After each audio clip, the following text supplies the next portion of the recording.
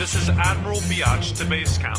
It seems the stormtroopers have gone on strike, and I have no experience with this type of shit. Who should I call for help? It's the B to the A to the D-E-R. Reconstructing the Death Star with my slick suede suit that's black like tar. Fucking you up no matter who you are. Tell the motherfuckers about the skip dark side. Pull up on your planet Death Star, drive by. The evil rebels cause the skills ain't shit. It's my TIE fighter zigzag stay lit. Oh shit! Yoda on the city, 900-year feet, smoking Dagobah green. Bitches on my tip like Lando on liquor. Oh, you're just jealous cause my black dick's thicker. Yo, tell him Chewie last night I had Leia all drunk, one to do me. Shut the fuck up, man. Leia's my sister. The only thing you're getting is a beat-off blister. Luke, use the Force before intercourse, but Luke, don't forget, bitches ain't nothing but hoes and tricks. Obi-Wan, I'm the Top Gun. The chosen one, hotter than both sons. Vader ain't shit, his head's cut up and split. He's slower than the first Pentium chip. Shit. The one brings it worse in this fucking universe. Rebel. You know we'll fucking win, cause we'll fight till the end. I can feel the anger dwelling within you. Rebel. You also feel Vader's dick in you, biatch. Piecza condona. Gisa magia. Bunda la gista. Canto Jabba dia. Jabba, you ain't nothing but a fat-ass slug. Fake gold chains, you sorry-ass thug. Sitting in your palace with your blue-headed whore. Trapdoor to the Rancor. Oh, my goodness gracious me. I'm a gay man's golden fantasy. Programmed for homo ecstasy. 10 billion forms of gay positioning. For my golden shower, you must pay a fee. But R2D2 gives it up for free. R2D2, watch your language. Always having sex with robotic strangers. Misa like to drink and smoke all night. Misa like to fight and fuck your wife. Misa don't care cause Misa so dumb. Misa will fuck you with me thumb. Misa wants a Misa cause a Misa wants some. Misa wants a Misa cause a Misa wants some. Misa wants a Misa cause a Misa wants some. Misa wants some cause Misa wanna come.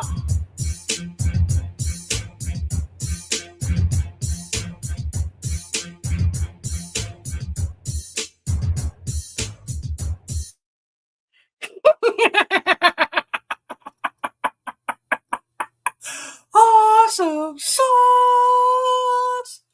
Hello, everybody.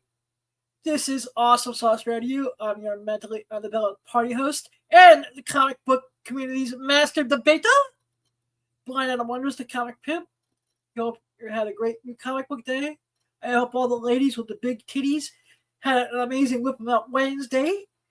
I hope you're all doing well, staying cool, having fun in the swimming pool. Before we get into the heart of the matter, bring in the special guest, Kick It with JB. I want to thank the sponsors for tonight's episode. Please support the sponsors because they're awesome and amazing, and they thank them for helping out the show. Of course, I'd like to thank the official pizzeria of Awesome Sauce Radio. Their food is delicious and nutritious. The Marcus Pizza. The Marcus Pizza is located at 1926 New Valley Road, New Jersey 07421. 973-728-1344. TheMarcosPizza.com. They have pizza, lasagna. They have a full Italian menu. Wayne and Christina, they're awesome. The garlic knots are orgy flavor in your mouth. Garlic and butter and toasty crust. Just try them. I highly recommend them. Get all your parties catered. They even have a make your own pizza where you can go in. They give you the dough, the sauce, the cheese, and they show you how to roll that stuff real nice. And you put it in the oven.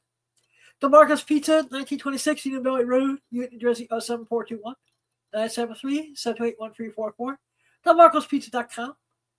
I also want to give a big shout out to the Exotica Expo.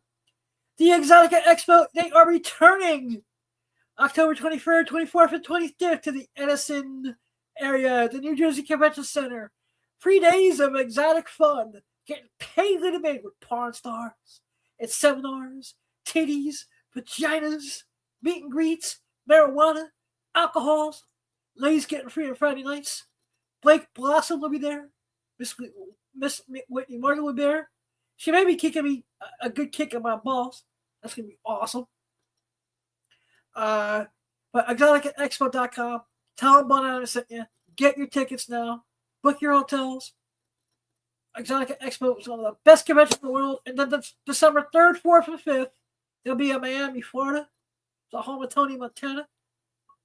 And it's going to be awesome and amazing. So exoticaexpo.com. Also want to give a huge shout out. Big Clutch Comics. BigClutchComics.com. One of the best sources on the internet for all your exclusive hottest areas from the hottest artists. From Pete Carroll and Exclusive Corpses to Jonathan Knight. Jonathan Knight has a Vampirella that looks amazing. That's going to be at San Diego. Your Transformers, your G.I. Joes. Yeah. Big Clutch has got the hookup, man. www.bigclutchcomics.com. Tell them about it, I'll send you. And then I am so excited for this convention at the end of August. Please excuse me. August 29th, Townsboro, New Jersey, Iron Mike Arena. Mallrats reunion. 8 cast members from the greatest movie of all motherfucking time. That's Mallrats, by the way. Kevin Smith, Jason Mewes, 2 Freddy photo op in costume. Jason Lee. If you love Kick-Ass, John Romita Jr. will be there. Larry Hama, if you're in the G.I. Joe. Just check out SuperCon, Jersey Comic Fest. Tell them Banana sent you. Yeah, it's going to be awesome, yo. I also want to give a quick shout out to 420 Somewhere Dispensary in Hewitt, New Jersey. This is not a paid sponsorship, at least not yet. But I love the place. They always hook me up to the hollers. And there's this one barista there has got a very, very nice looking butt.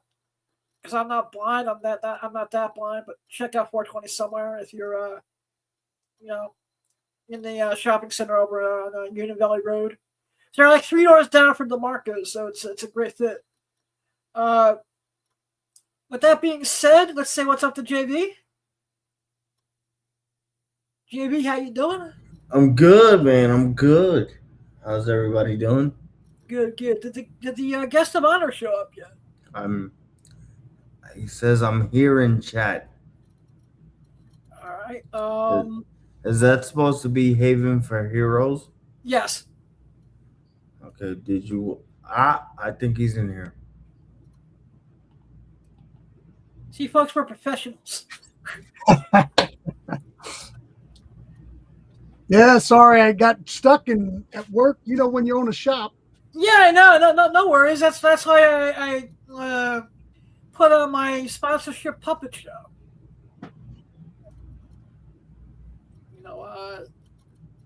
No, I could have made that go 15 minutes like normal, but I want to be respectful to the guest.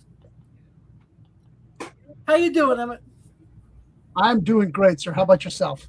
I cannot complain. Can you please tell my audience the name of your shop and where it's located?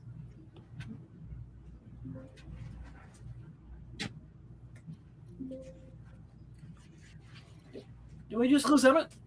No, I think he's responding to emails or something. No, what I'm trying to do is I'm trying to fix my audio so that we're not getting echo. Oh, okay. Oh. I think I could do that from my... Nope. Maybe? How about now? I'm not hearing it. Yeah, it says echo cancellation is all on, so...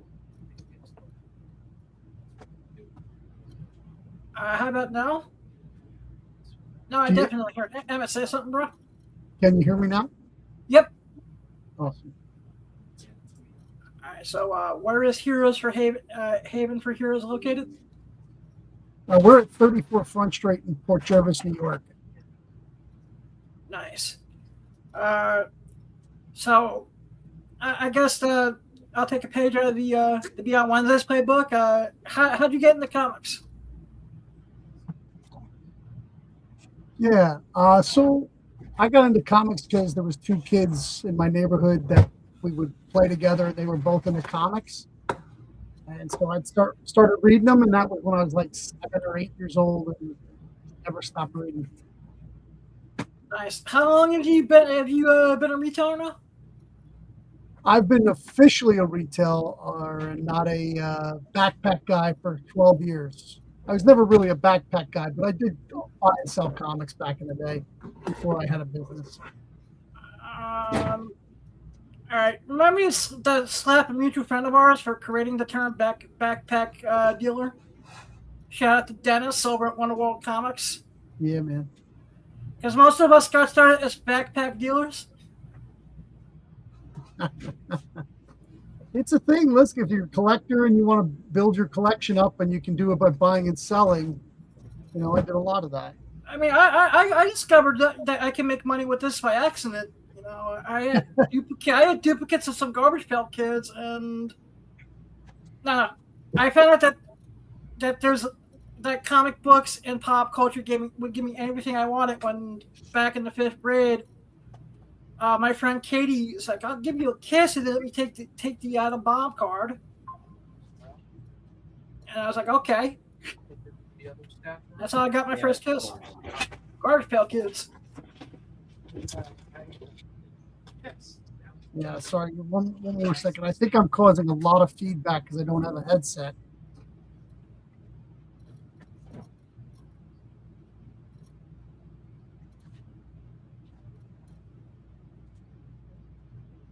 I used the same setup from my eBay Live, and it didn't seem to have a problem. But how is eBay Live going for you? I need to reevaluate.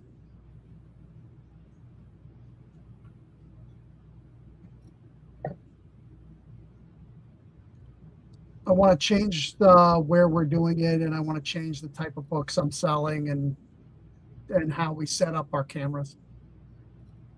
Okay, well, so did your first couple shows go okay? I mean, not really. They weren't really worth my time. I can make way more money doing something else than what I've been doing on eBay Live. Okay. Interesting. Like I said, I haven't took the plunge. I haven't even been a Whatnot in the last almost a year now. And that's just, for me, it's more of an accessibility thing than anything else. I never will be on. Aren't super accessible for text readers and Braille keyboards. So yeah.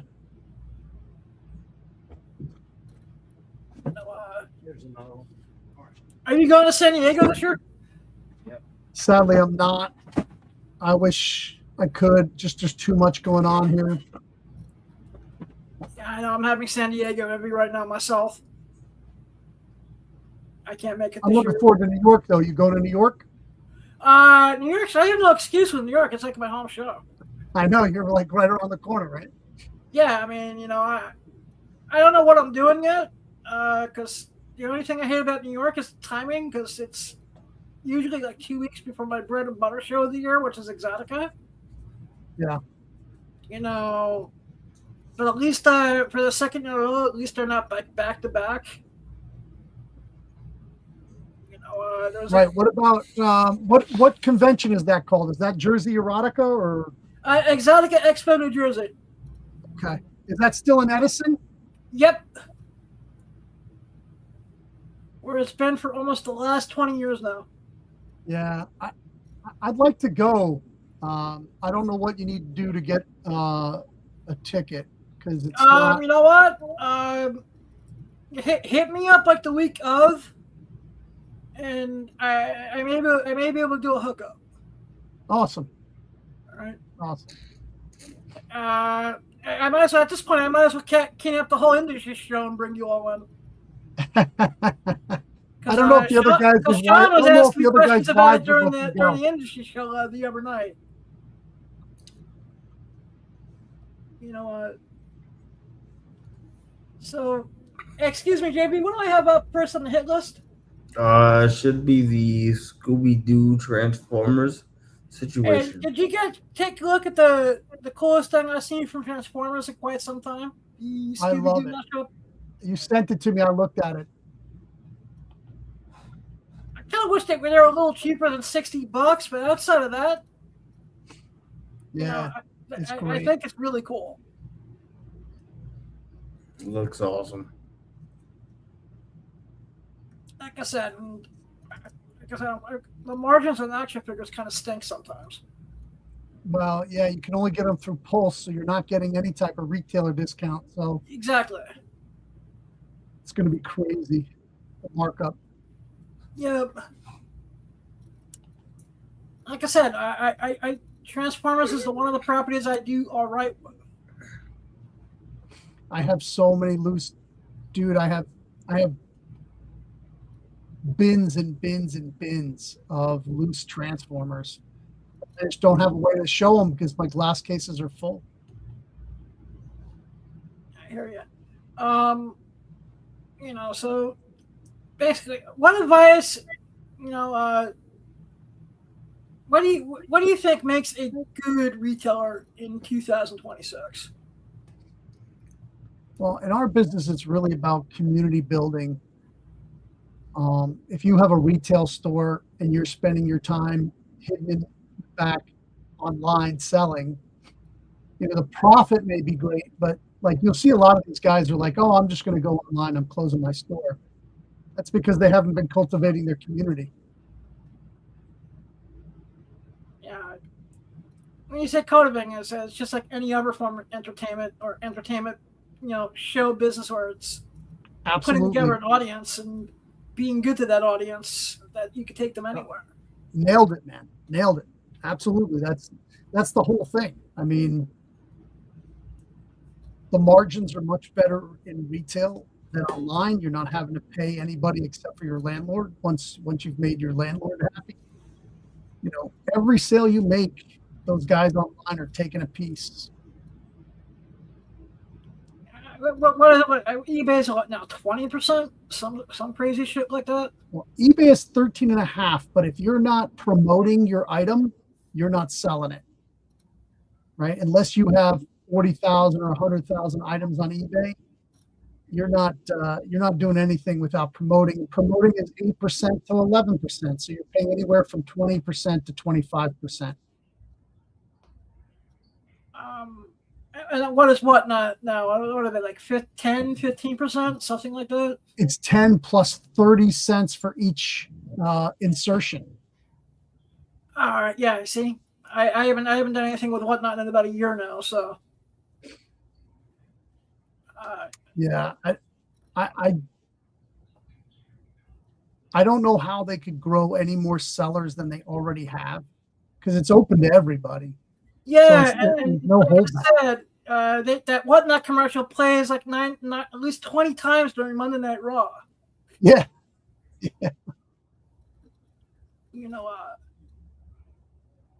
So, let's just say that you're a comic book fan. You start flipping a little bit. Okay, I think I can make a living at this. What advice would you give to people? It's tough to speculate because every time you're wrong, it eats away at any profit you made before. So I would suggest to buy collections where you can get better margins and then dump all your bulk on a local LCS who's buying bulk. Okay. I know. What are you paying on bulk these days? I know that $30 a long, $20 a short. All right, so I'm not that much. I'm not that much. I'm right around the ballpark, depending on what's in the collection. Yeah. I mean, all the collections I come across is like mid 90s. It's like I already have enough of this. Thanks, bye. Yeah. I just don't have. Yeah, but if you can find somebody to unload all the stuff you don't need, you have a lot of guys that are cherry picking now, and that's not the move. All right, yeah. So, all right, so it's not just my imagination. Yeah, Gem Mint said that he's moved into just doing that, just taking the books that he can sell. Well, what's that do for the collector who's trying to get out, or the family member who's left with the comics? That's horrible, man. I've been thinking about that a lot lately. Of as I get older, as we all get older and older, that tomorrow is never promised. Yeah. It's like, okay, what's going to happen to all this, treasure we've amassed? Yeah. I mean, I have instructions, but since no one ever told us what happens after we pass, who knows that they're going to listen. No, my brothers are going to be like, fuck the fat blind bastard. He was a moron. He left us with all this crap. Hey, what's next on the hit list, JD? I believe it's Absolute Batman. But no, I think it's the Maid story. No, it was the Absolute Batman. All right, I had it flipped in my head then. Oh, good. Let's talk about the license to print money right now. Oh yeah. What are your opinions on the Absolute Batman market? It's fantastic for the A covers. I think that the variance game is going to hurt the market in the long run. People are going to be left with books that they think are worth a fortune. Like I said, why does it seem like with every issue there seems to be more and more variants? Yes. I mean, every time I turn around this last week, everyone's got a variant for 22.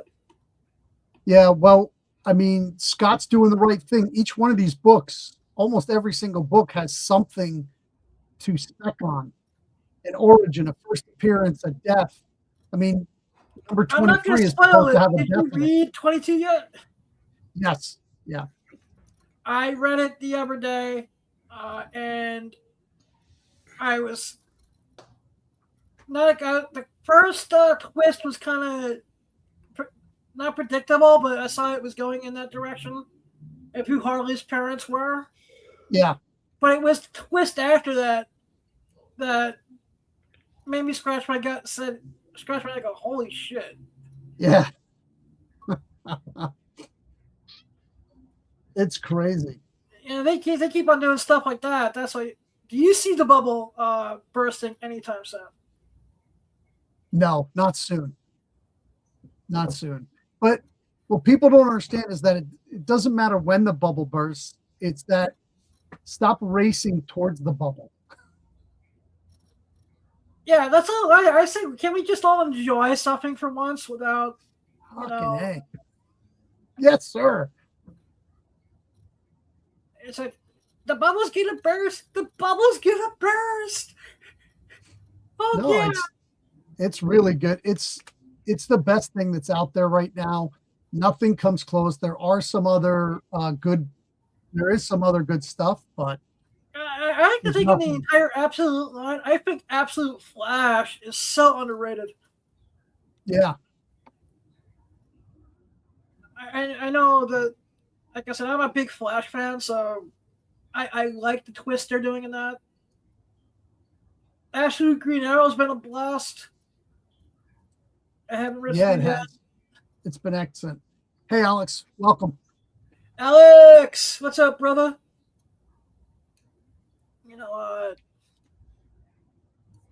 I guess Alex is awesome. The only book I have not read yet was Absolute Martian Manhunter. Yeah, it's not for everybody. That's like an independent book. Like I said, I'm gonna wait till all 12 issues are in one volume and just read it that way. Yeah. I'm a little behind on Absolute Superman. Absolute Me too. Wonder Woman is my second favorite of all the Absolutes. Wonder Woman's actually my favorite. I love the artist, Hayden Sherman. His paneling. I actually think this is some of Kelly's best writing in her career. Absolutely. And I think he's the best artist in comics right now. Oh yeah, I mean, I met him 2 years ago in New York, and he was a very, very sweet. Yeah. you know, and Scott's running the show, so I personally know Scott, and I know he's a great guy, and I know he really cares about the story. He's not just trying to make some money. Scott is a peach. Yeah. You know, one of the nicest guys in comics, and one of the few people in the industry who took my idea of having comic books and Braille semi-seriously. Yep. He's like, that's a cool idea. And then we both agreed that audio would probably be more fun.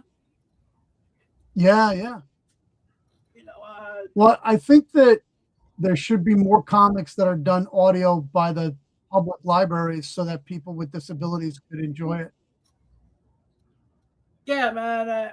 I live on YouTube with motion comics, and for every 5 of them that are good, there's just one as a voiceover guy. I scratch my head and go, really? That sounds not even remotely near the characters. Yeah. Or I could tell right away. I was like, okay, that it's that AI, that squeaky AI voice. Yeah. The high-pitched female AI voice that I just, every time I hear it, I just want to get a baseball bat and start smashing technology. They don't have any. They're so monotone. Their levels don't move, right? Yeah. So it's just straight across. It's kind of staccato. Not great. Oh yeah, but DC is doing amazing right now. How do we talk to Mr. Mickey Mouse to tell him to get his comic book company back in order? See, that's the problem, is that the company's so big, they have to luck into it like DC did.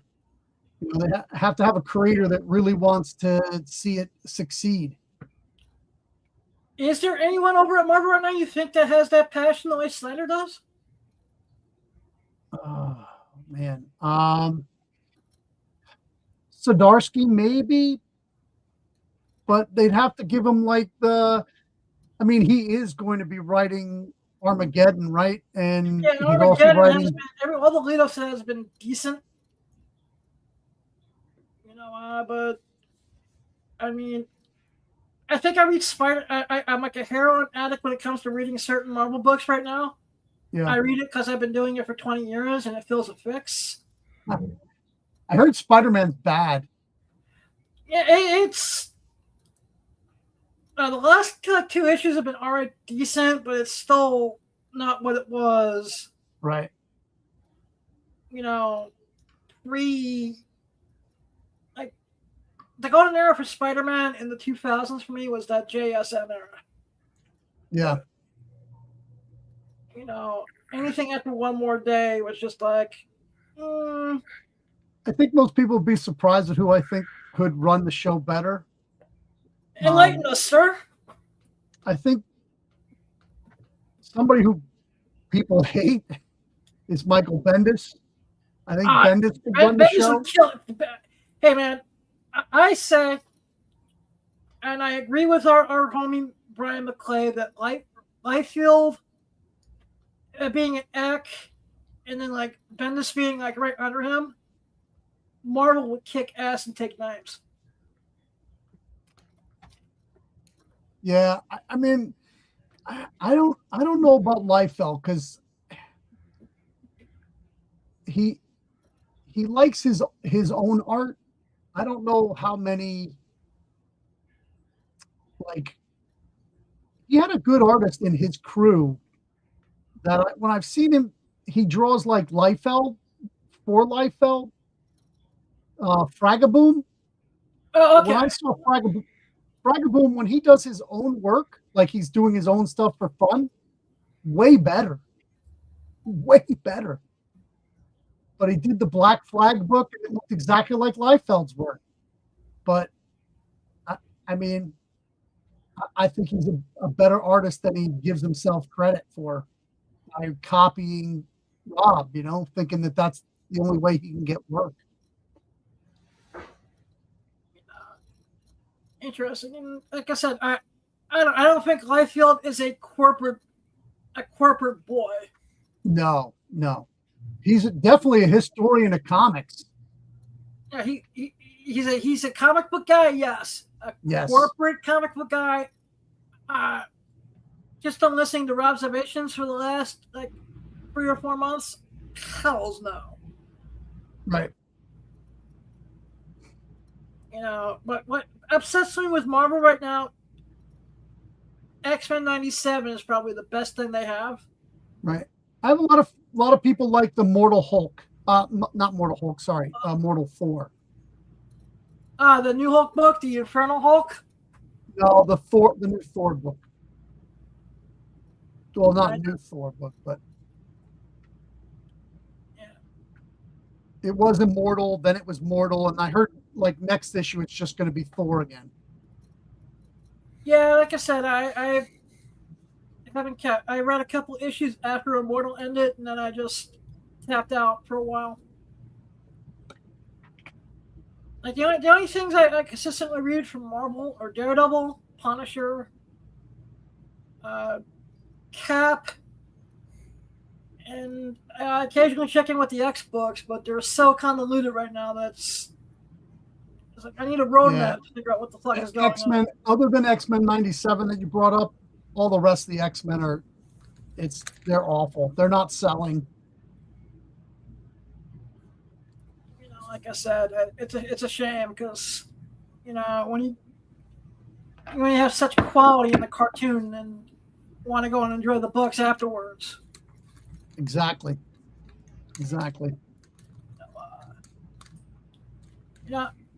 In 2026, let's say you want to commit financial suicide and open up a shop. How much money do you think it would realistically take? So I opened my shop for 10 grand, but I had my own collection. I think what I probably agree with Dennis that you could do it on 20 grand, no problem. But you really have to shop for your location. That's the number one thing is what's that going to cost monthly? Yep. I have an idea, but I'm not going to talk about it on air yet. It's not going to be in the tri-state area either. Yeah, I was going to say New York City. No.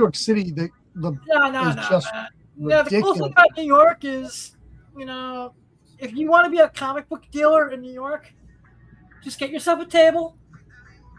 Yeah. Find a good spot to street vend, and build an audience. Yep. And then when you feel you really can take that plunge and handle the cost of square footage and your electric and the stupid tax. There's a lot of good towns out there that don't have a comic book shop that has a good population, it has a college, and it's just waiting for somebody to go in there and snatch up all that money. Oh yeah, and I seems like I don't know.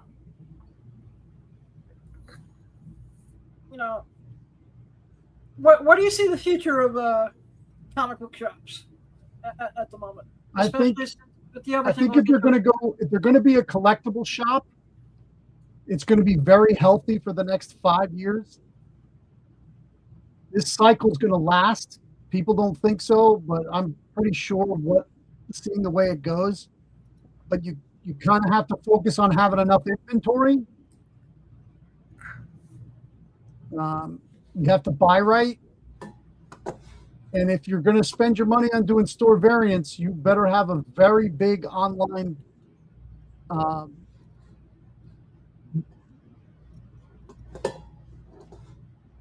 Okie doke. Yeah, JV, what's next on the hit list? It would be the nurse. It'd be the what? The nude nurse. All right. Well, would you maid guys hire a service. new maid? 1,000%. All right, let's play the news story for a second. And, Not for the shop though. Oh, that's right. This isn't the place I'm picking of opening up a shop, so yeah, it wouldn't fly.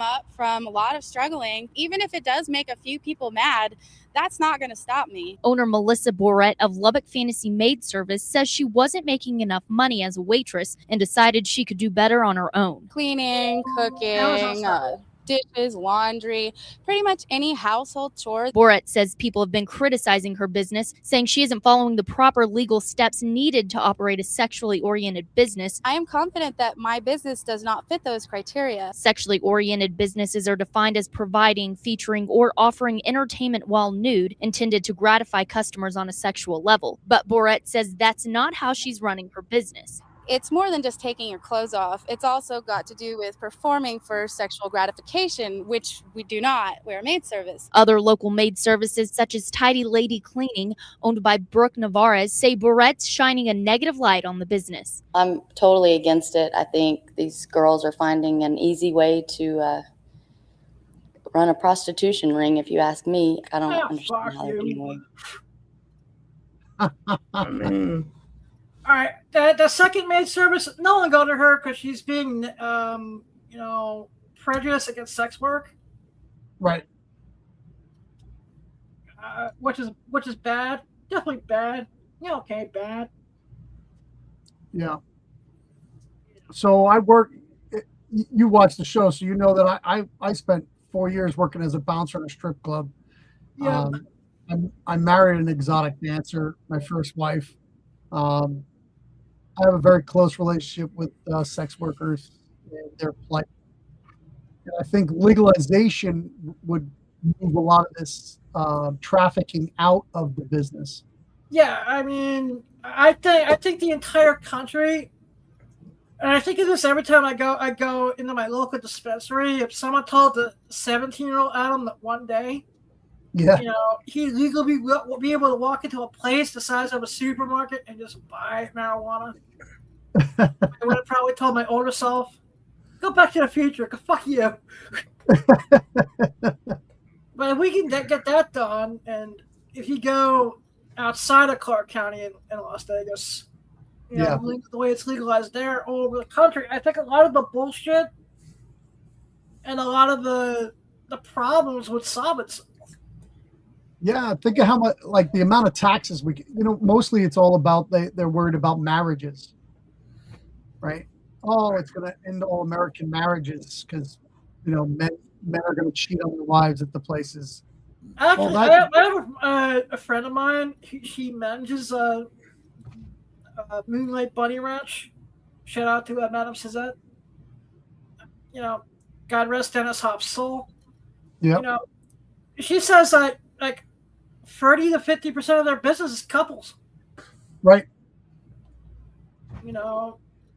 My whole thing is this: I don't think in today's day and age, if you're not hurting anyone, if you're not trying to, if you're not doing anything to a minor, and right. And if I want, because I'm a fat, lazy, blind fuck, and I want to hire hire a nude maid to come and clean my place, and that's all she does is clean, I'll be like, okay, cool. Yeah. And then I get to brag about it to all my friends in the comic book industry. Yeah. And then the only caveat with it at the end of every time she cleaned my house, she would have to do nude comic book reading that I can record. Because I know everyone, especially certain friends on the Whatnot community, don't like it when I compare Whatnot and eBay Live to OnlyFans. Yeah, it sort of is. It's the same business model. Yeah. I think the selling is easier on OF though. Oh, definitely. Even though I may be doing an experiment with a buddy of mine, and if she's still game for it, just gonna give a friend of mine. I'm gonna give a friend of mine. Whatnot guys that have women dancing in next to nothing and to get viewers in. Oh, yeah, that's true. Actually, the way I discovered Elite Comics was because of one of the girls he's got doing his sales. Is how I first discovered his channel. Oh yeah. And then they plus she's entertaining and she's does a really good job with describing the books and all that too. Right. She's not like other people who will stay nameless, who have the sagging breast of a 43-year-old. The initials are NG. You figure it out.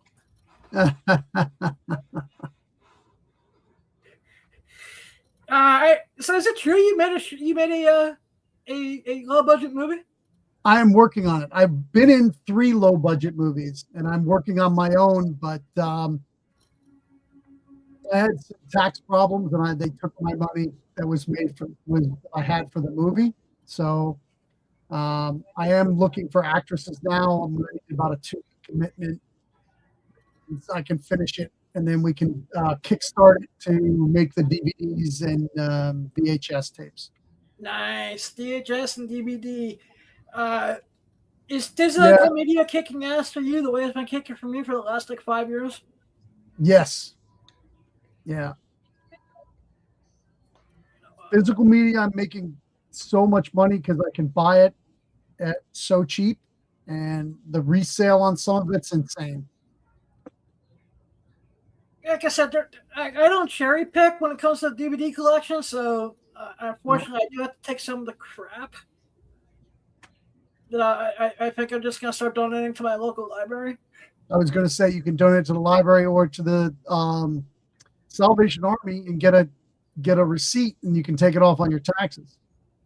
I'll remember that because, like I said, there's certain things that some of the No, I take that back because I actually did sell one of the National Geographic DVDs at the last little small convention up in Clifton, New Jersey. I was set up at. On eBay, all that documentary, National Geographic, all that stuff sells really well for me on eBay. Like I said, I just gotta find someone. I just gotta eventually, once I get done with my stupid adulting that I'm doing. Yeah. Because I'm in the process of adulting, cleaning up my life, getting ready to kick ass and take names. Amen, brother.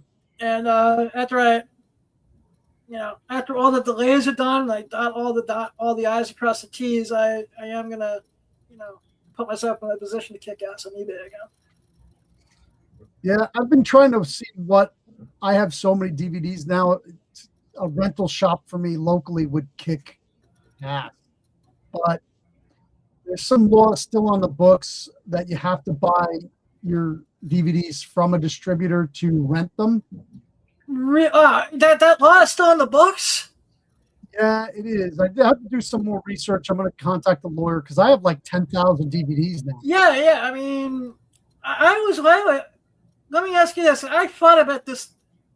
Do you think in today's day and age, a VHS DVD rental thing at retail would do okay? Yes, and I'll two reasons. One, streaming is going up. They're also gatekeeping movies you want to see and charging you to watch the movies you want to see while they're already charging you monthly to watch what the crap they tell you can watch for free. And the thing I hate about streaming the most is the way they take things away. Yes. And the way lately I've been noticing, especially between Netflix and HBO Max. A store could do adult again. As long as they follow all the proper rules. Right. As long you have to have a separate room. Yeah. Follow all the proper laws. And I really think it would kick ass. I absolutely agree with you 1,000%. I have over 1,000 movie posters, so I would sell posters in the place. I would sell. I would get a lot of the popcorn buckets, all the leftover popcorn buckets. I have a love-hate relationship with those damn things. Yeah, but they would sell well in the store. I know that. I just they're some of them are just so bulky though. And the other thing is you probably could get made for your, through Alibaba, you could get some made for the store with your logo on it, and people would take it home because it's from the store they get all their videos from. Yeah, that would be cool. Yeah. Just like I said, I'm surprised at how well DVDs and VHS, CDs. Yeah. I haven't really done much with vinyl yet, just because I don't have enough vinyl inventory. So I just expanded I had one rack of about 500 priced albums, and then I had a bunch of other ones that were all $3. Well, I just expanded my priced albums to 2 racks, and yeah, we're killing it on vinyl. I'm doing $300 or $400 a week in vinyls. Sweet. And about the same in DVDs and VHS and Blu-rays. Sweet. So about $1,000 a week in media. That's awesome sauce. What do you think about Sony's decision to stop physical video games? Gonna make me rich. I said the same thing. I have over 6,000 video games. I almost bought a collection, but unfortunately, it was a little too scratched. Yeah. Well, I have a buffer. I have a machine that cleans them. So it was a $250 investment that has paid off mountains. Yeah, sweet. Yeah, JB, what's next on the hit list, brother? The Spider-Man Fallout. Or no, I'm sorry, Ultimate Fallout. Yeah, this is actually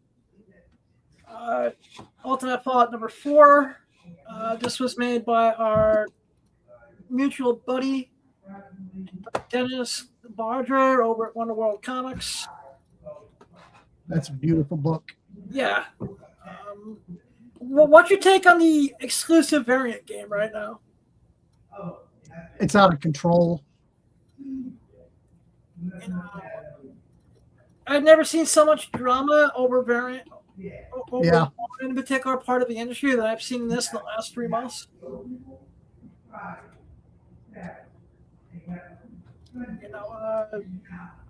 Do you see this market burning itself out? I do. It will happen. It was almost gone just before Absolute Batman came out. The variant market was dying. And then now most people are just doing Absolute Batman variants. Yeah, I mean, it's like two. Stores are doing 2.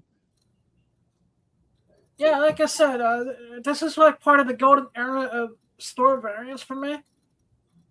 Yeah. Anything between like 16 and, maybe like 22-ish. Around that Donny Cates Venom era. Yeah.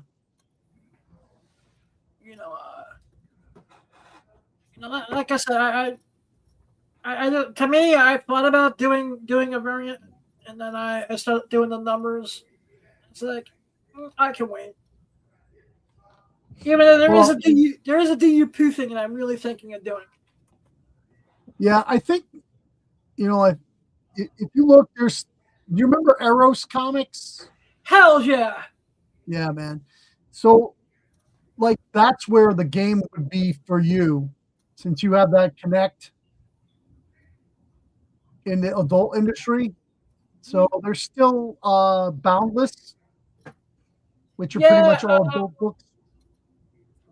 I actually need to pitch this to my boys over at Happy Comics. There is a idea I have for a photo cover for Cherry Pop-Tart #1. Oh, it's to reprint Cherry Pop-Tart? Yeah, which they do all the time anyways. Yeah, absolutely. And this will give me an excuse to talk to Larry, because if there's one thing I want the movie rights to, it's one of 3 properties. Yeah. Cherry Pop-Tart, Faithless, Money Shot. Money Shot, yeah. Even though there's this new book by Mad Cave, I don't know if you heard of it. It's called Junk Punch. Yes. and I'm just like, who spied on my life? Who followed me around in Exoticus and said that this was the cool fetish?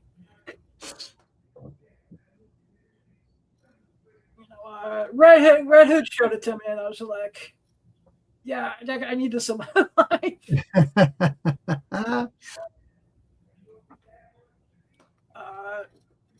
So, going back to filmmaking for a second, do you feel in the day of YouTube, Rumble, and other forms of streaming, do you think the art of the film festival is shot, or is it some kind of healthy? I think it's about to have a big resurgence. I think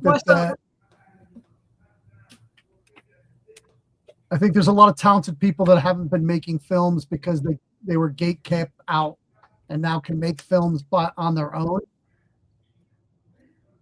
And bringing them around to the film festivals is going to be a big event for them. And then they can put them on YouTube and make money out of their own channel, or put them, they can put them on Tubi by themselves. They can give them to an aggregator. I don't think people should do that. I think you want to keep your own IP all the time. Either that, or have a really good lawyer with you to make sure that you're not getting butt fucked. Right.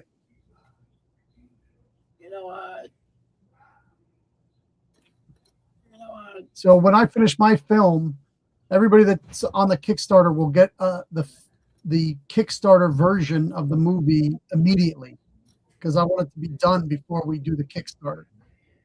Nice. And then they'll receive, later down the road, they'll receive a DVD in the mail or VHS. The VHS is going to be limited. It's going to be the theater version, the full release version, because you're going to be able to buy a part in the film on the Kickstarter. That's awesome sauce. Yeah.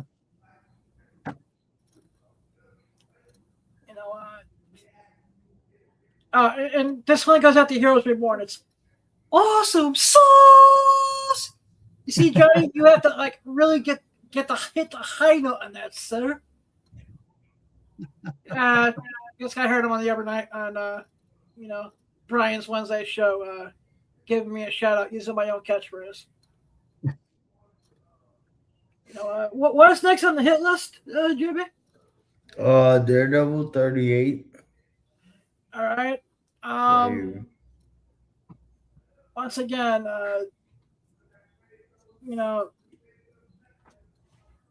it's the Virgin variant. Yeah, this is actually a beautiful variant put out by Whatnot. By the way, I'll give the credit where credit is due.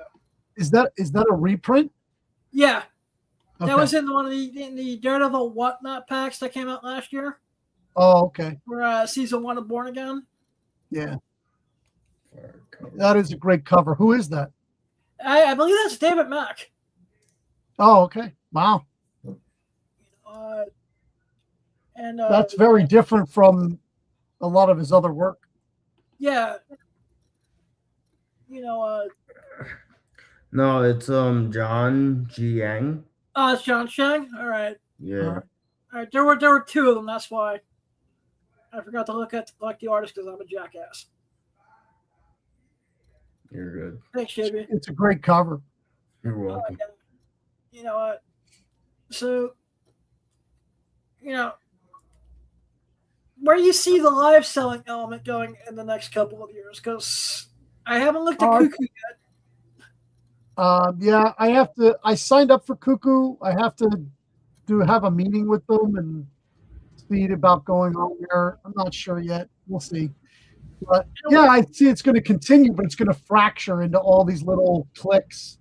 So is it going to be like since I'm a pro wrestling nut, is it going to be like the territory days of professional wrestling where, one territory does better than the other when it comes to live selling? Yeah. So Whatnot has a ton of sellers, but here's the thing. They're waited too long to clean house to get bad people off. So when these new ones start up, all those people that when they push them off, when they start to try to make the rules, they're going to lose a lot of sellers. And they're just going to go to all these other platforms.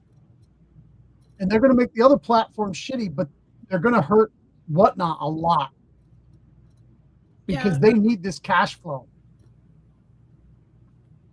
You know, like I said, because the reason I haven't checked out some of these newer ones yet is because with me, there's always some type of, you know, working around the accessibility aspect of it. Right. You know, I'd love to hang out with the, you know, and support my, you know, my brothers and sisters on eBay Live that are there. But, you know, just even bidding on a book is a pain in the ass sometimes with eBay Live. I bet. You know, I have all my abilities and I have a hard time. Yeah. You know, like I said, so this is a question, you know, very near and dear to my heart. How do we get more people with disabilities involved in our community and in our industry? We have to get them more accessibility, right? We have to have motion comics. We have to have audio comics and whatever other type that we need to reach those people. And there's a lot of people out there with disabilities and different disabilities that would benefit from being able to get into comics. And I know I've told this story, you know, I tell the story a lot on the channel. You know, I've learned about my retina condition at the age of 12, and the first two things that really made it easier for me was there was a blind Thundercat. And it just so happens I came up from the doctor's office the other day, and that's the episode of Thundercats that was on that introduced, you know, Linkos in that little era of Thundercats. Yeah. And one day because back in the 80s, bullying was a thing in schools. Like, no one cared. No one cared about people's feelings. There was no political correctness. It was the land of the jungle. Kill or be killed. It was like apocalypse and shit. Yeah, man. You know, so I was getting picked on. I was crying, and then my friend Katie, you know, she's like, "Why are you crying?" Okay, I'm going blind, blah blah blah. She goes, "There's this comic book you gotta check out." She hands me Daredevil 168. Wow. And that's the thing that changed my life and gave me a lifelong comic book addiction. But Daredevil was a great story. Yeah, but Daredevil is for me, is always the pinnacle of, you know, blindness is not a weakness, it's a strength type of a thing. Yeah. You know, and that's like why I always like people call me crazy when I defend, you know, Frank Miller's work, even his most recent stuff, which it's not his best, but you know, right. There's people in the industry that do a lot worse. Yeah. You know, so I really think that the comic book and pop culture community is a great place to come if you are disabled. Yeah. And this is what gave me like a purpose and a family, and you know, technically I shouldn't be doing any of this, you know, technically on paper. And even if I lose the little bit of sight I have left, I will fucking find a way to continue doing this. Right. Because of what it's given me. You know, like I said, comic book therapy, as Jesse would say. Yes. Where's he? But I noticed he's been absent in the last couple of industry shows. So yeah, Jesse has left the show. Oh wow. Yeah, he wanted to focus on the 3 hours that we do on the show is. Yeah, I guess it takes away from his eBay Live Yep. empire.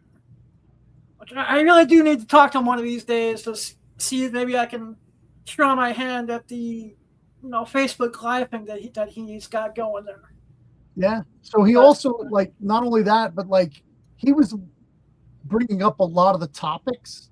So like, not only was he on for the 3 hours, he was also doing research and stuff. So it was using up a lot of his time.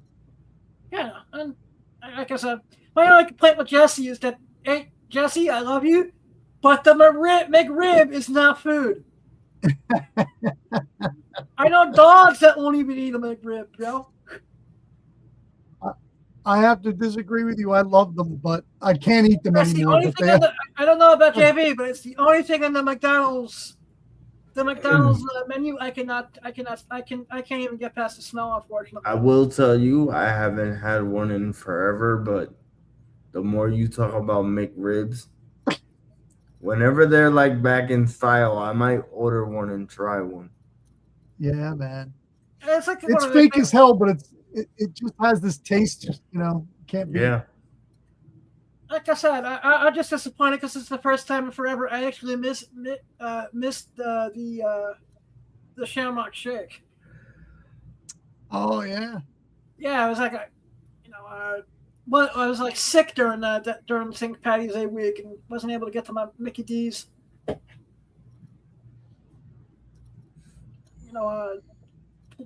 Plus, a certain Baby Yoda and a Mandalorian swiped me over to Burger King for about 2 months, and I still don't have a full set of the fucking cups. Really? Yeah. That's crazy. Oh, I can buy. The sets are cheap as hell on eBay. So, you know what, JB? What is next on the hit list? It would be the Scooby Doo. The what? We did the Scooby Doo. No, there's a Yeah, there's a number of Scooby Doo here. Oh, cool. It's the Gold I'm Key shocked that these 1970. Charlton Scooby Doos go for this. Yeah. Oh my God. 720. Yeah, this is for the Charlton #1. Yeah, it's the hold on. Because I know one of my questions to you was, do you feel guilty every now and then when you have to like charge like adult prices for kids comics, and then have to try to explain it to little kids? Yeah. That's what it looks like, guys. How much did that get? Right, this 700? listing is going for like 720. In that condition, ungraded. Oh, I would feel embarrassed if I charged that much for it. Yeah, Yeah, all the ones that I see are going for like 6, 7. See what I did there? 950. 6, 7. Yeah. 7. Yeah. So it's a cool book. I know there's a lot of adult collectors who grew up with these books and they want it. So I don't feel bad when I sell it to them for outrageous price if they're willing to pay it. Yeah. Like I said, every now and then, at a con, they'll see something that little like 8-year-old, 5, 6, 7-year-olds come up to the wall. How much is the Scooby Doo? And then, thank God, I started like having a little bucket of candy on my table at conventions. Just because I also get the other thing where I get the parents who come by the table with their kids and yell at their kids for even looking at stuff.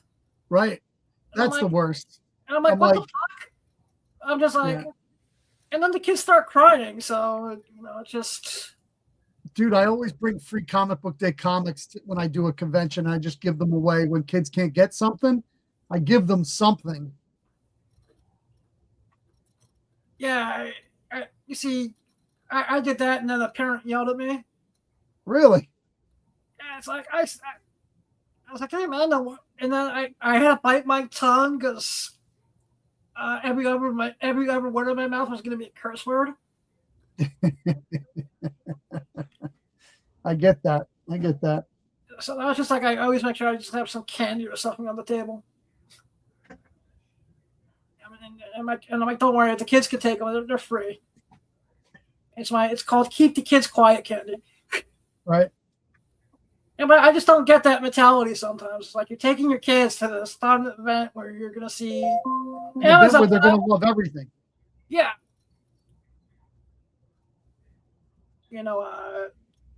That's the reason I'm glad, as my brother for the first time last year took all 3 of his kids to New York Comic Con. Wow. And I told him, I said, have a good con. I'll see you. Tell me how it went when we meet up tomorrow for dinner. Bye. And my older brother said it was a clusterfuck. It usually is, because you got to corral your kids, right? They're all going in different directions. It's crazy. No, it's like they were like too much stimulus, or someone. I think my nephew was 4 at the time, but he was 5 at the time, and he's just getting to the age where he's getting into all the stuff. Yeah.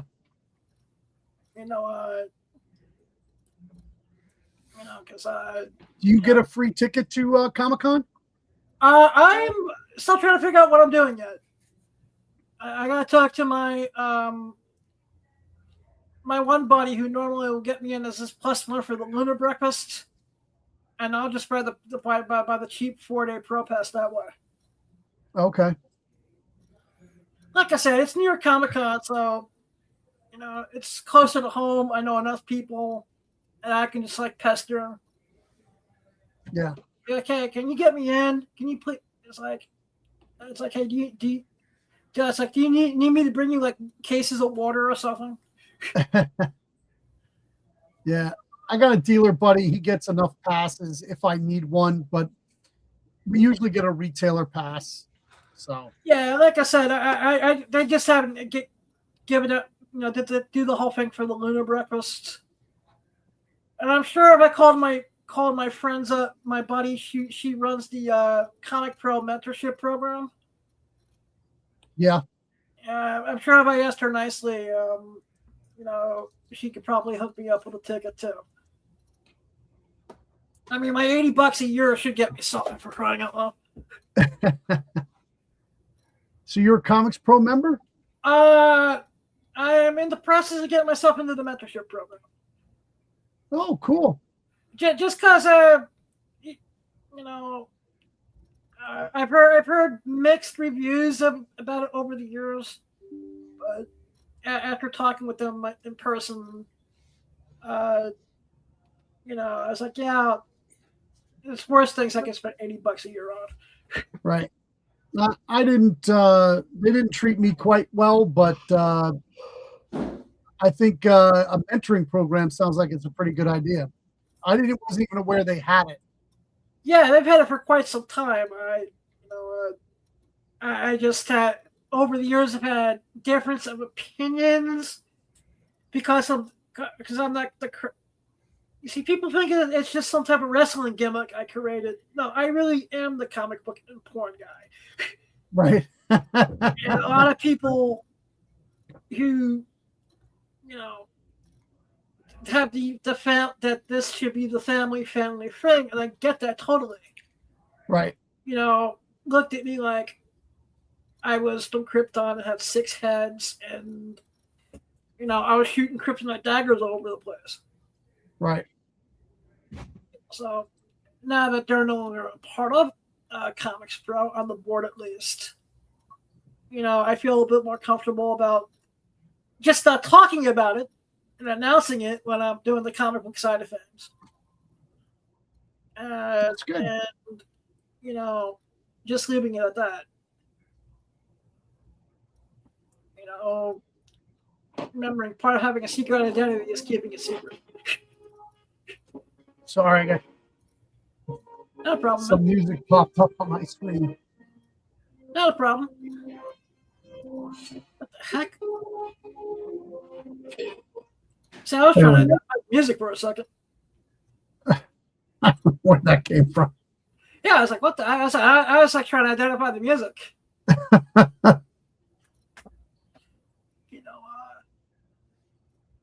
Is there any trends in the secondary market that make you scratch your head? at all? Yeah, the variant game makes me scratch my head a lot because it seems like the people who are selling it to other people who are selling it, or people who sell.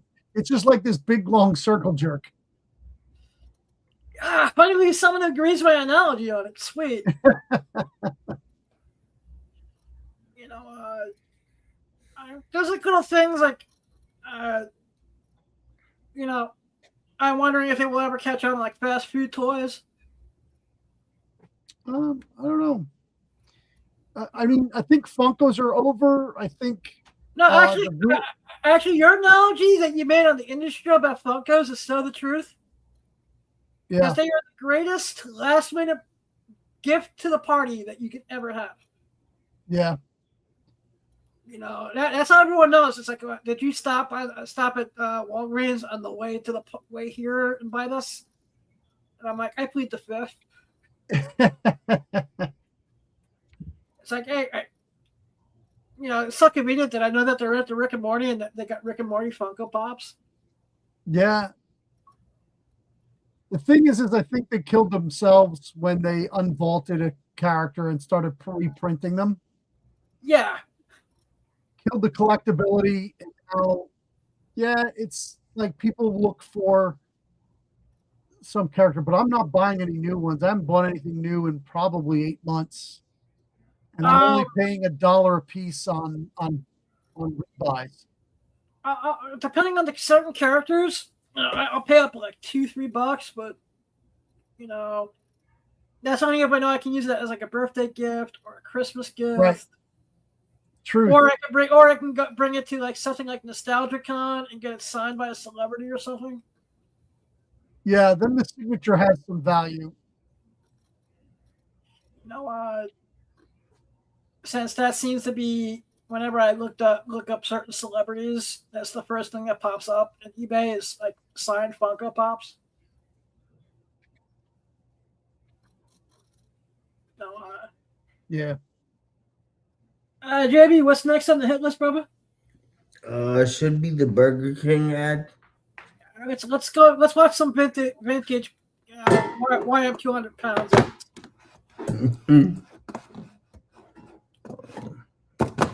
You know, and actually, this promotion was my gateway drug in the fast food. It's all Yoda's fault. And those damn Ewoks. Burger King presents Return of the Jedi glasses. 4 new glasses from the Star Wars saga. Thrill to the adventures of Luke Skywalker, the Ewoks, Han Solo, and Jabba the Hutt. Buy a medium or large Coke, and a different glass is yours each week for a special price. Collect all 4. Return of the Jedi glasses, now appearing only at Burger King. Yes. I have 2 sets of those somewhere.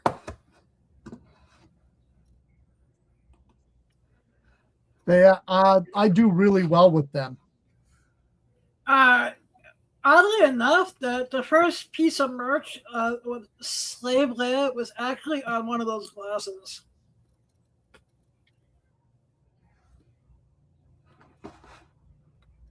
Really? I didn't know that. Yeah, there's one of the glasses has Jabba and Slave Leia on it. That's awesome. Yeah. Like I said, what do you think of I actually think fast food tie-ins are starting to make a nice comeback as of late. I would agree, and I am very hopeful that they do. Yeah, like I said, Burger King had the Mandalorian promo with the glasses, with the collectible cups and the toys. I think the McDonald's that when they had the adult Happy Meals was very popular. Yeah, you know, like those people were flipping those left and right. KFC's got a Supergirl promotion going on. Yeah, which I haven't had a chance to try yet. And the one that angers me because there's very few of them in this area, Little Caesars with the Spider-Man promotion right now. Right. It is not in the area. Yeah, I mean that's I like I said, because every other commercial on because the only time I ever watch anything with real commercials is Monday Night Raw, and every other third commercial is a fucking food commercial for some reason. I never get a chance to watch Monday Night Raw. I'm just so freaking busy. Yeah, I hear you. It'll never be as good as the Attitude Era, though. You know what? Agreed. This is where I'm gonna kind of disagree. And my favorite era was like pre-Attitude, from about like '89 to the time of pre-Attitude. Okay. Yeah. Up to about when right before Hogan left for WCW. Yeah, I can see that. I'm not against that. I'd be part of that too. But yeah, but nothing beats the old, and this is the 30-year anniversary of it. The 30-year anniversary of the real Monday Night Wars. Right. Wow, it's 30 years. Holy moly. Yeah. Because Kevin Nash just tweeted out that happy 30-year anniversary to the NWO. Like yesterday or the day before. Yeah, how many of those guys are still alive? Just one. I know too. Well, no, actually, maybe if you're going the original, like 7 members. Let's see: Nash, Sean Waltman, Ted DiBiase. Yeah. Oh, okay. Steiner's still kicking. Baglow's still kicking. But the two, like Hogan passed last year, unfortunately, and Hall passed, so it's like I said, and it's just a magical era of professional wrestling for me, because especially flipping. I remember having a taping like Nitro on one TV and watching the Raw live. Yeah, I remember. I'm an old man, so I remember watching. I think it was channel. I want to say it was channel 9. It would come on at midnight.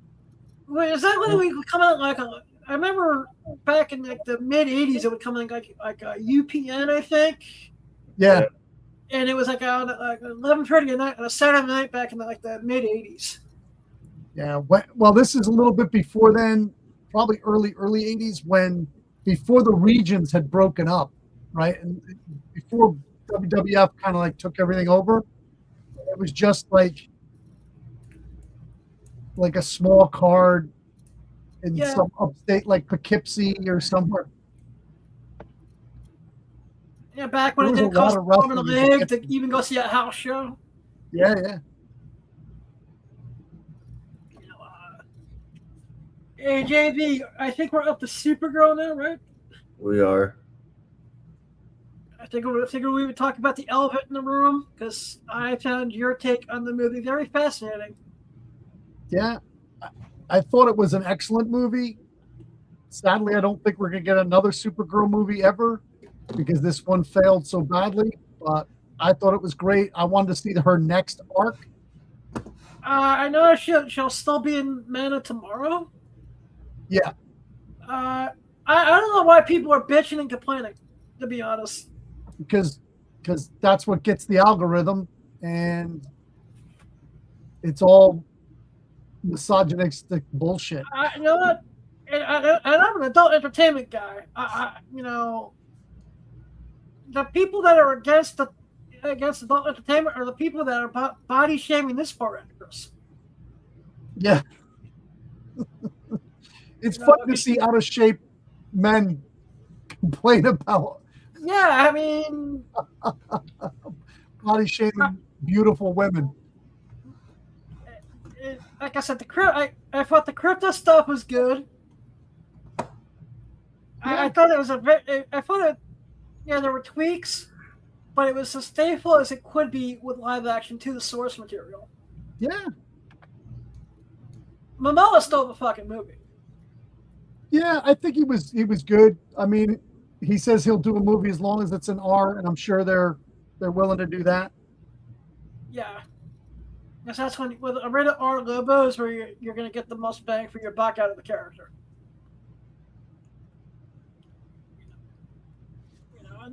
And I thought the little nods to our origin I thought were amazing. Yeah. I think what people don't understand is nobody can get in her shoes, right? Nobody saw their complete planet destroyed. And then her whole family die. And slowly, too. Yeah. So first the planet goes, and then you have to watch your whole family die.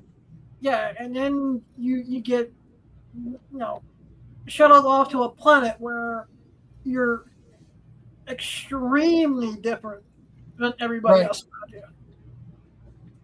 And then you meet like the only other living Kryptonian. Well, as far as she knows, the only other living Kryptonian. And and so I think really to enjoy the current iteration of Supergirl going on from Tom King in this new series by Sophie Campbell. You really have to dealt with some severe trauma to really understand the character.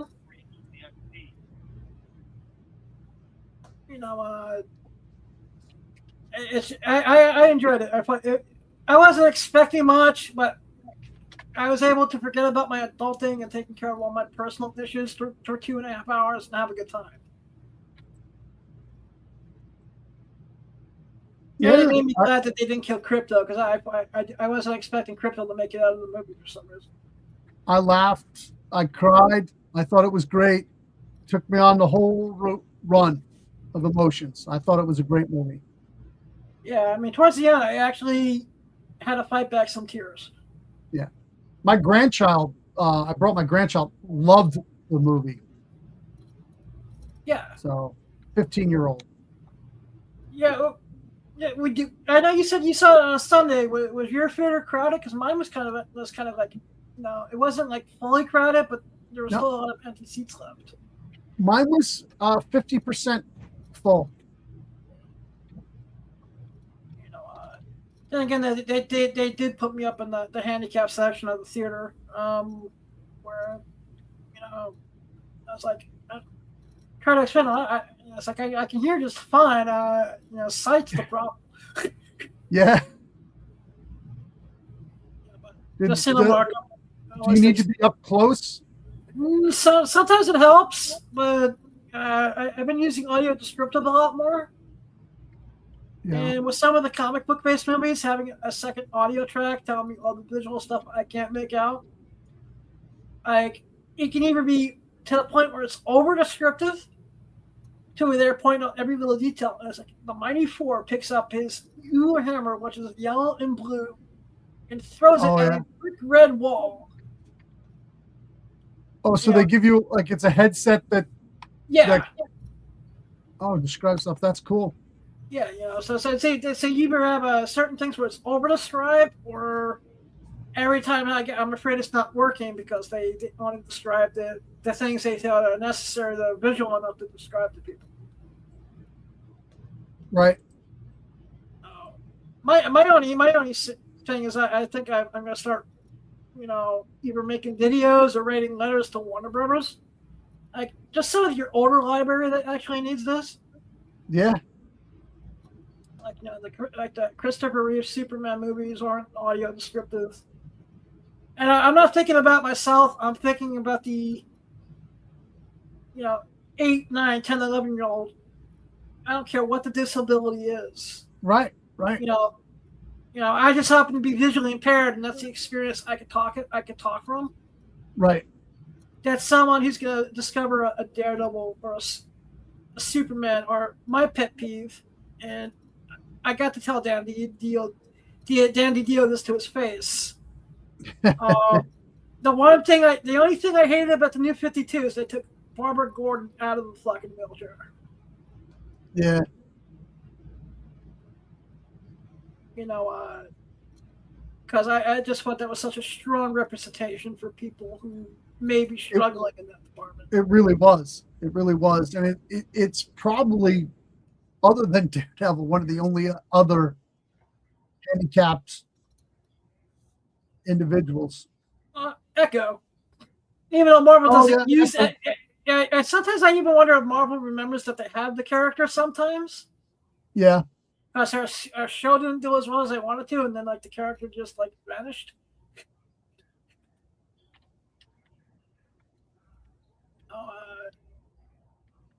And Jamie, what's next on the hit list, brother? One of the hold on. Let me get this right. Is this? I think we had two of my Yeah. Just want to show up some pieces I had done for prints at Exotica's Past. Oh, cool. And I don't know if this is a security level yet, but I don't know. Yeah. Oh, wow. That's awesome. Yeah. You know, this was a. I don't know why you can't say that I had tiny balls, but you know, when one of your best friends is doing free artwork for you, sure, yeah, that works. Yeah, that's that. I like that. Who did that? His name is Matt Arnold. He's an artist out of England. He's also one of the people that manages the Scott Collectibles website. Yeah, great guy.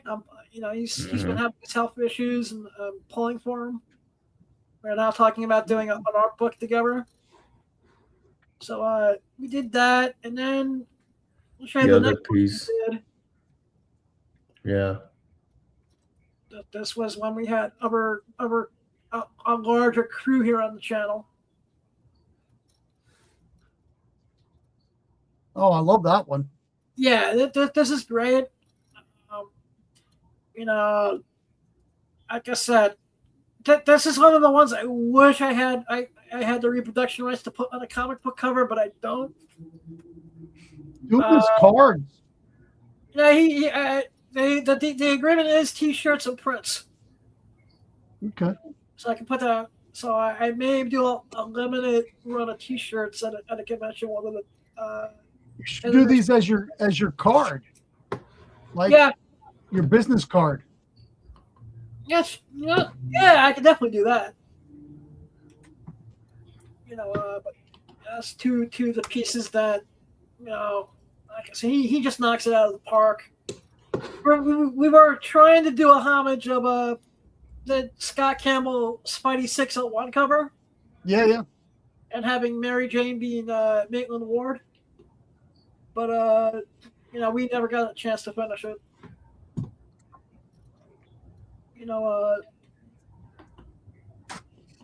So once you get all your stuff straight, you should come up and visit. You can just get I on the definitely train. will, man. Like I said, it just I was actually thinking of coming up some the next couple of weeks, but after talking to my parents, I was like, what's the family stuff for the next 3 or 4 weeks? Because there's a couple of conventions I want to try to hit up and all that too.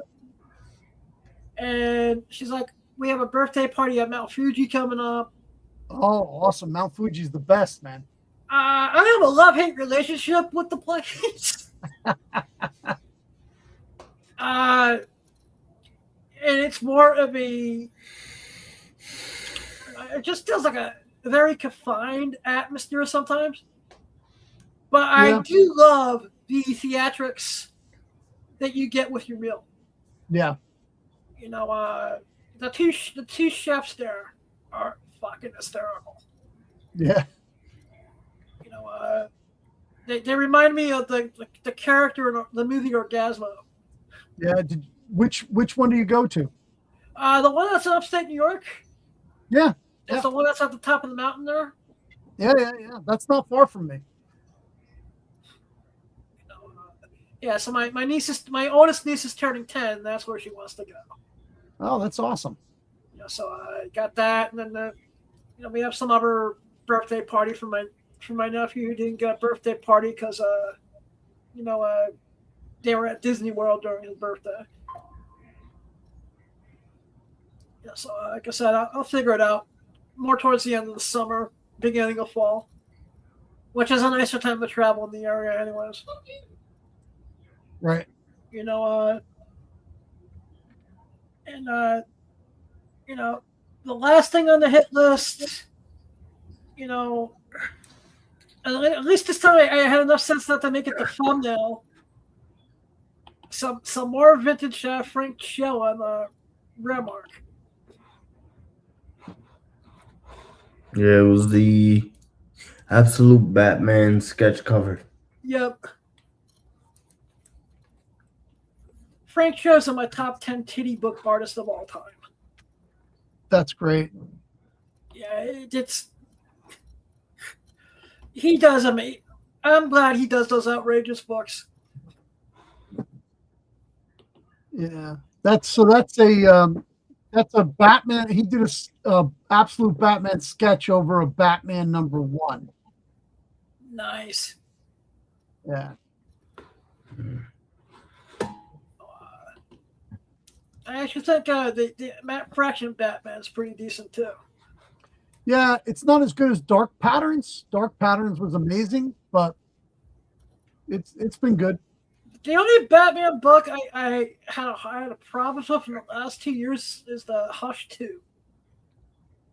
It's taken forever, and it doesn't. The payoff doesn't seem to be that good. Jeff Loeb had not, kept up with Batman continuity since 2002 in certain aspects. Right. And it's like when Joshua Williams left the Batman and Robin book, and they had, Damian Wayne in such a great place, and then the new writer comes on, and Damian's back to being a snotty little bastard. Yeah. Do you have anything coming up? Live sales in the next couple of weeks, man? I will probably have one, but I don't have it planned yet. We're gonna have Summer Ween on July 31st. So we're gonna do like Halloween, but on July 31st. Okay. And the whole town's doing it, so it's a big event. And last year it was. Oh wait, is that time of year already? Yeah, well, it isn't, but it is. It's like they used to do Christmas in July. Yeah. Now they're doing Halloween in July. Yeah, like I said, it's a big event. Last year we had 500 kids. That stuff is hot, so. Yeah, so we're gonna have a couple of cosplayers and candy and stuff for the kids to come through. That's awesome. Yeah. And once again, where is Haven for Heroes located? It is at 34 Front Street, Port Jervis, New York, 12771. And we have a store online at havenforheroesinc.com, which is a Shopify store, and that's where we have all of our booby books. If you like booby books. Yeah, I know. I just haven't had time to look at the website yet today. Yeah, no, take your time whenever you get around to it, brother. No, I will, man. I will, because like I said, I just actually finished writing my first comic, and now I'm trying to see what type of art style I want to use. Right. And then go find an artist. That's why I'm trying to hook up with Sean over at Elite. Yeah. See if maybe we can. You're gonna put it through Elite. You're gonna have him printed up.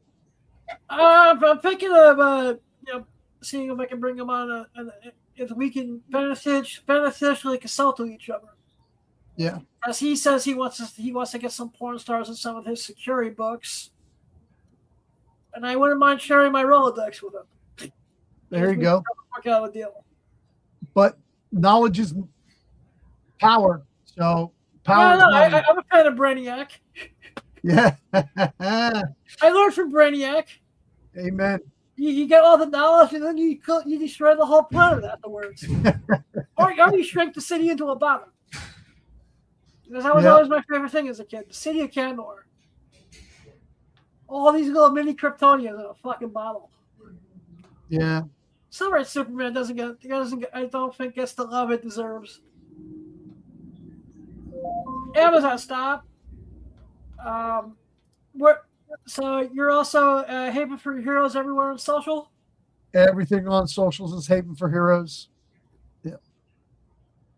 All right, awesome. I want to thank you for being a guest. I want to thank Thanks you for having me, brother. And I want to thank you, Jesse, Dennis, Sean, and of course Brian, for giving me a good dose of comic book therapy every Tuesday night on the Industry Show. Well, thank you, sir. JB, where can everyone find you online, my friend? Hey, man, JV Wheels _ literally everywhere. You have a Twitch coming up soon, or? Twitch maybe tomorrow. You may be doing TNA tomorrow night? No, TNA would have been tonight, but whoops. That's right. Nah, you're good. You're good. No, I just, like I said, having to do some adulting yesterday and like restructuring my week messed me up all day too. I keep on thinking it's Wednesday all day long. Nah, you're good. SmackDown should be tomorrow, so you know. Nice. Then we'll see the fallout from this week's Monday Night Raw there. Yeah, I might do a stream in the morning though, so I'll keep it. All right, man. Like I said, I'll get the notification. Yeah. Of course, if anyone wants to hit me up on Instagram at @TheRealBlindAtom, and you can also hit me up at comicpimpvip at Gmail. Remember, you don't need to have a vision.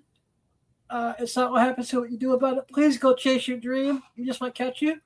I love you all. Be safe. Stay cool. Blind Adam out. Night.